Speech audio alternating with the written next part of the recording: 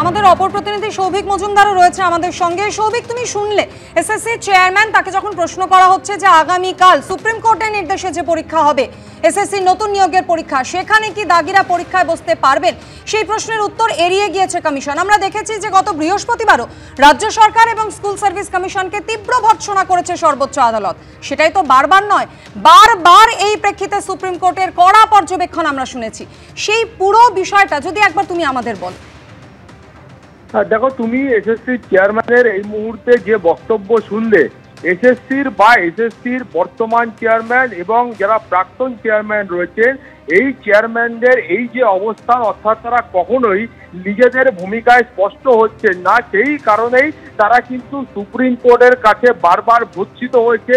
Supreme court তাদের বারবার খুব হুঁশিয়ারি দিয়ে বলেছে যে এই ভূমিকা এসএসসির কাছ থেকে এবং রাজ্য সরকারের কাছ থেকে প্রত্যাশিত নয়। কিন্তু তুমি একেবারে অদ্ভুতভাবে দেখতে পাচ্ছ যে আজকেও স্কুল সার্ভিস কমিশনের তরফ থেকে যে ভূমিকা নেওয়া হচ্ছে, সেই ভূমিকা কিন্তু সুপ্রিম কোর্টের যে পর্যবেক্ষণ বা সুপ্রিম কোর্টের যে অবস্থান তার পরিপন্থী।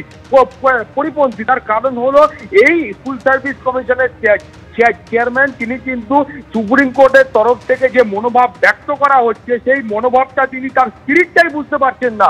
তিনি এখনো পর্যন্ত বলে যাচ্ছেন যে সেই বিষয়টা নিয়ে তিনি এখনো আলোচনা করবেন না। এখন তার কারণ সুপ্রিম কোর্টের তরফ থেকে খুব স্পষ্টভাবে বলে দেওয়া হয়েছে যে এই যে সুপ্রিম কোর্টের তরফে নির্দেশ দেওয়া হয়েছিল, সেই নির্দেশ কিন্তু খুব স্পষ্ট এবং সেই নির্দেশে যে ব্যাখ্যা রয়েছে, সেই ব্যাখ্যা কিন্তু বোঝার মতো বা সেটাকে না বুঝতে চাওয়ার মতো অবস্থানে কিন্তু রাজ্য সরকার বা স্কুল সার্ভিস কমিশন তারা কেউই নেই।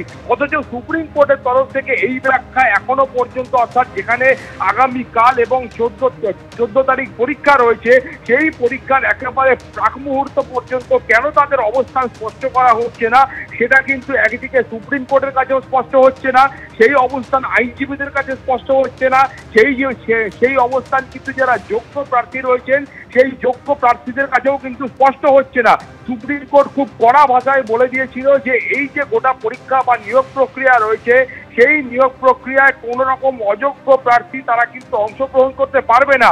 সুপ্রিম কোর্ট খুব স্পষ্ট করে এটাও বলেছিল যে এই গোটা নিয়োগ প্রক্রিয়ায় অযোগ্য প্রার্থীদের হয়ে কেন এ রাজ্যের অ্যাডভোকেট জেনারেল কিশোর দত্ত তিনি সওয়াল করেছিলেন, সেটা স্পষ্ট হচ্ছে না। সুপ্রিম কোর্ট এটাও স্পষ্ট বলে দিয়েছিল যে কেন স্কুল সার্ভিস কমিশনের আইনজীবীরা দাগি প্রার্থীদের হয়ে সওয়াল করছেন, সেটাও স্পষ্ট হচ্ছে না। কিন্তু যেটা সুপ্রিম কোর্টের তরফ থেকে এই যে বিভিন্ন একাধিক পর্যবেক্ষণ, সেটা নিয়ে স্কুল সার্ভিস কমিশন তারা নিজেদের অবস্থান একেবারে স্বচ্ছ করছে না, সেটা কিন্তু আইনজীবীদের কাছে, মামলাকারীদের কাছে বা এই মামলার ক্ষেত্রে যারা যোগ্য, নির্দিষ্টভাবে চিহ্নিত অযোগ্য নয়, অর্থাৎ যাদের যোগ্য বলে ধরে দেওয়া হচ্ছে, সেই যোগ্য প্রার্থীদের কাছেও কিন্তু এই গোটা বিষয়টা কোথাও গিয়ে স্পষ্ট হচ্ছে না।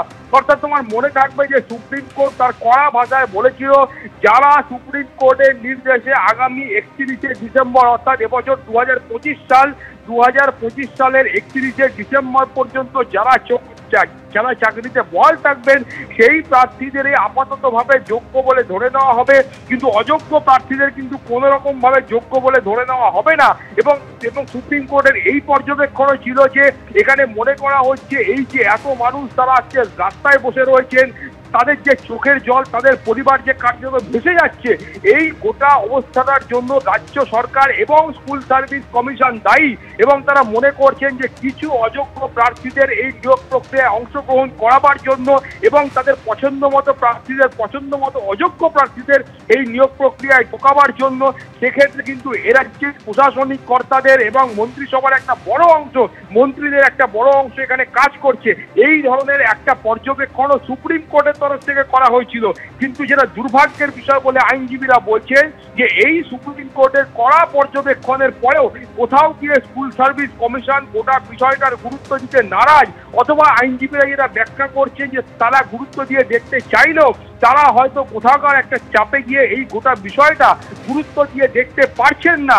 এখন সেক্ষেত্রেই তারা বলছেন যে যেখানে সুপ্রিম কোর্ট বলে দিচ্ছে যে এই নির্দিষ্টভাবে চিহ্নিত অযোগ্য দাগি প্রার্থীরা তারা এই নিয়োগ প্রক্রিয়ায় অংশগ্রহণ করতে পারবেন না, সেক্ষেত্রে কেন স্কুল সার্ভিস কমিশন এখনো তাদের অবস্থান স্পষ্ট করতে পারছে না, এটা নিয়ে কিন্তু আইনজীবীরা সন্দিহান।